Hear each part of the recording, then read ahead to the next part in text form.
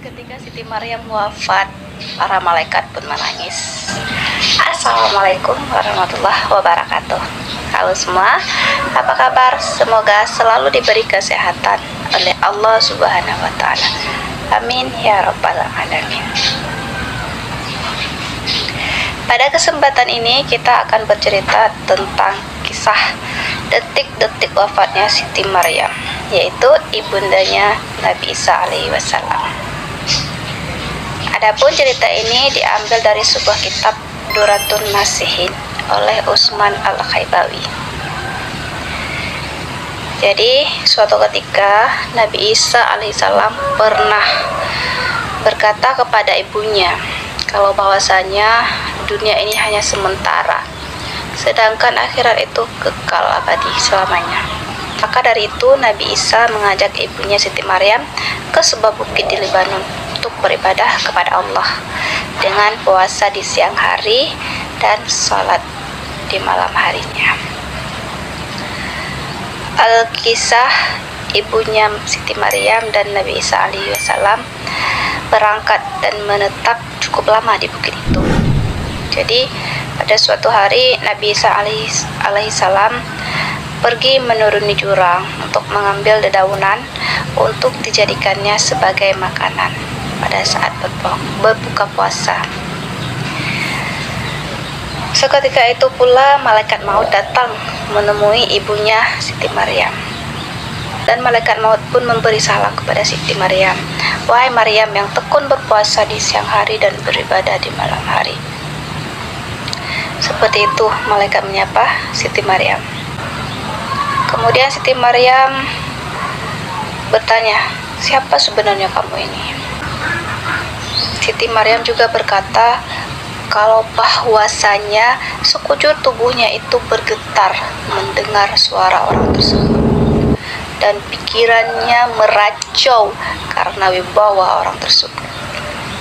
Kemudian malaikat maut pun menjawab kalau dia itu yang tidak punya kasihan terhadap anak karena kecilnya, tidak hormat pada yang besar karena dewasanya. Dialah yang bertugas mencabut nyawa. Wah, yang datang menyapa Maryam ternyata malaikat pencabut nyawa. Wow. Lantas Maryam bertanya kembali, apakah kedatangan malaikat maut itu hanya sekedar berkunjung atau hendak mencabut nyawanya? Malaikat maut pun bertanya kepada Siti Maryam, siapkah dirimu untuk menghadapi maut? Namun Siti Maryam meminta satu hal kepada malaikat maut, untuk memberi tempo barang sebentar saja, karena Siti Maryam sedang menanti kedatangan kekasih dan buah hatinya, bermata dan penawar kegelisahan hatinya, yaitu anaknya Nabi Isa alaihi wasallam. Seketika itu juga malaikat maut menegaskan bahwasanya semua itu bukan dia yang menentukan. Malaikat hanya seorang hamba Allah yang diberi tugas. Malaikat pun berkata, demi Allah kalau dia malaikat tidak kuasa mencabut nyawa seekor nyamuk pun tanpa seizin Allah. Dan malaikat maut tidak akan menunda sedetik pun untuk mencabut nyawanya Siti Maryam di tempat itu juga. Kemudian Maryam menyuruh malaikat maut melaksanakan tugasnya. Malaikat maut pun kemudian mencabut nyawa Siti Maryam. Ketika itu Nabi Isa alaihissalam datang sudah terlambat ke tempat ibunya hingga masuk akhir waktu Isya. Ia datang menaiki bukit dan membawa dedaunan dan kubis di tangannya. Beliau tidak mengetahui kalau ibunya sudah meninggal kala itu. Ketika melewati mihrab ibunya, Nabi Isa memandang ibunya di mihrabnya kalau beliau mengira bahwa ibunya tengah menyelesaikan salat fardunya. Setelah itu beliau meletakkan apa yang dibawanya dan kemudian melaksanakan ibadah di tengah malam. Selesai beribadah, beliau memandangi ibunya dan memanggilnya dengan suara yang kasih dan dari dalam lubuk hati yang khusyuk. Lalu Nabi Isa menyapa ibunya, "Salam sejahtera, mudah-mudahan tetaplah untuk Umi," kata Nabi Isa. Sekarang sudah tengah malam, tibalah saatnya berbuka puasa bagi yang berpuasa, serta tiba pula saatnya untuk beribadah. Kenapa ibu berdiam diri tanpa melakukan semua itu? Setelah sekian lama menunggu dan tidak ada reaksi dari sang ibu, Nabi Isa alaihissalam pun kembali berkata, "Memang tidur itu nikmat." Kemudian kembali menghadap ke mihrabnya, tanpa sedikit pun makanan yang masuk ke dalam mulut Siti Maryam. Malam itu sampai sepertiga malam, dengan menunjukkan rasa hormat beliau Nabi Isa kepada ibunya, beliau pun memanggil lagi ibunya dengan suara yang penuh kasih, seperti ini, "Salam sejahtera tetaplah kepada Umi." Namun ibunya tak bereaksi sedikit pun. Nabi Isa alaihissalam kemudian menghadap lagi ke mihrab ibunya hingga terbit fajar. Kemudian beliau letakkan pipinya pada pipi dan mulut ibunya. Beliau pun memanggil seraya menangis, "Salam sejahtera tetaplah teratur untuk Umi." Kata Nabi Isa lagi, "Malam telah lewat. Kini waktunya siang menghampiri kita untuk melaksanakan ibadah salat kepada Tuhan yang Maha Pemurah." Melihat kejadian itu, para malaikat dan jin menangis. Bukit-bukit di sekitarnya bergema. Melihat hal itu, Allah lalu menguji para malaikat. "Mengapa kalian menangis?" tanya Allah. "Ya Allah, Engkau Maha mengetahui," jawab para malaikat. Kemudian Allah berfirman, "Sungguh Aku Maha mengetahui lagi Maha penyayang." Seketika itu tiba-tiba ada suara, "Isa, angkatlah kepalamu. Ibumu sekarang telah wafat dan Allah memberi pahala yang besar." Seketika itu juga Nabi Isa mengangkat kepalanya sambil menangis terisak. Kemudian berkata, "Siapakah yang menyertaiku pada saat sunyi dan sendirian? Siapakah yang menghiburku di perantauan ini?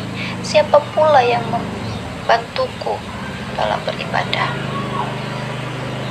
Kemudian Allah menyampaikan wahyu kepada bukit untuk menasihatinya.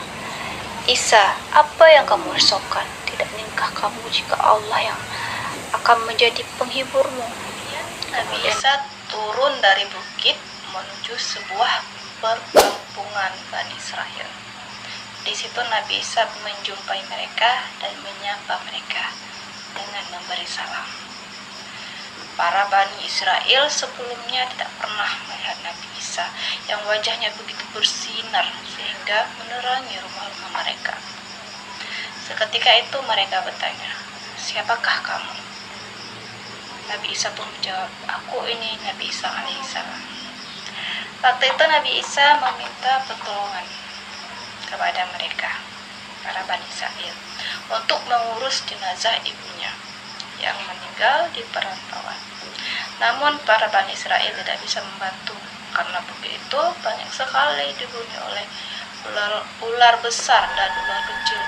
Bahkan selama 300 tahun leluhur mereka tidak pernah menjamah bukit tersebut. Meski dengan kecewa, para Bani Israel tidak bisa menolongnya. Nabi Isa tetap kembali menaiki bukit itu. Pada saat itulah beliau bertemu dengan 2 orang pemuda yang baik. Mereka adalah para malaikat Allah. Pada saat pertama berjumpa, Nabi Isa belum tahu kalau pemuda-pemuda itu adalah malaikat. Nabi Isa pun meminta pertolongan mereka untuk mengurus jenazah ibunya. Kemudian barulah para pemuda itu memperkenalkan diri bahwasanya mereka adalah malaikat Jibril dan malaikat Mikail. Dan seketika itu pula malaikat memberitahukan Nabi Isa bahwasanya bidadari dari surga yang cantik-cantik sedang memandikan dan membungkus jenazah ibunya, Nabi Isa, dengan kain kafan. Lalu Jibrillah yang menggalikan kuburnya di atas bukit itu. Mereka menguburkannya setelah menyalati dan menghormati Siti Maryam. Kemudian Nabi Isa alaihissalam berkata seperti ini, "Ya Allah, hanya Engkau yang melihat posisiku dan mendengar keluhku. Tidak ada sedikit pun urusanku yang tersembunyi darimu." Kata beliau, "Ibundaku telah wafat dan aku tidak menyaksikan wafatnya. Untuk itu, izinkanlah dia berbicara kepadaku." Nabi Isa memohon kepada Allah seperti itu. Setelah itu, datanglah wahyu yang mengizinkan Nabi Isa berbicara dengan ibunya. Beliau berdiri tegak di makam ibunya, seraya berbicara dengan prihatin. Pada saat Nabi Isa menyapa ibundanya yang di alam kubur, seketika itu beliau memberi salam sejahtera kepada katanya. Seketika itu pula terdengarlah suara dalam kubur, "Kekasihku, duhai buah hatiku," sahut Siti Maryam. Kemudian Nabi Isa bertanya, "Umi, apa yang Umi peroleh di tempat pembaringan dan tempat kubur itu? Bagaimana pula Umi menghadap Tuhan?" Tanya Nabi Isa. Kemudian ibu Nabi Isa menjawab, "Aku memperoleh tempat pembaringan dan tempat kembali terbaik. Aku mendapat ridha Allah menghadapnya." Subhanallah. Nabi Isa alaihissalam menyempatkan juga bertanya pada ibunya, "Bagaimana dengan rasa sakit saat mau menjemput?" Lalu ibunya menjawab, "Demi Allah yang telah mengutusmu sebagai nabi yang membawa kebenaran, sampai saat ini rasa pedihnya maut masih belum hilang dari kerongkongan. Kehebatan malaikat maut pun belum lenyap dari pandangan mata. Untuk itu, haturkan salam sejahteramu untukku hingga hari kiamat." Tutur Siti Maryam. Subhanallah, begitu mulianya Maryam, ia wafat dalam keadaan husnul khotimah dan mendapatkan tempat yang sebaik-baiknya tempat di alam kuburnya. Namun, ia tetap masih merasakan sakitnya sakaratul maut. Kisah ini dapat memberikan motivasi kepada kita umat muslim untuk selalu menjaga ketakwaan kita kepada Allah Subhanahu wa taala. Karena dunia ini hanyalah kenikmatan sesaat. Semoga saat waktunya tiba di mana kita menghadap Ilahi dalam keadaan yang husnul khotimah. Dan semoga cerita ini juga memberikan gambaran kepada kita tentang sakitnya saat dicabut nyawa. Semoga cerita ini dapat menambah keimanan kita dan bermanfaat bagi kita semua. Wassalamualaikum warahmatullahi wabarakatuh.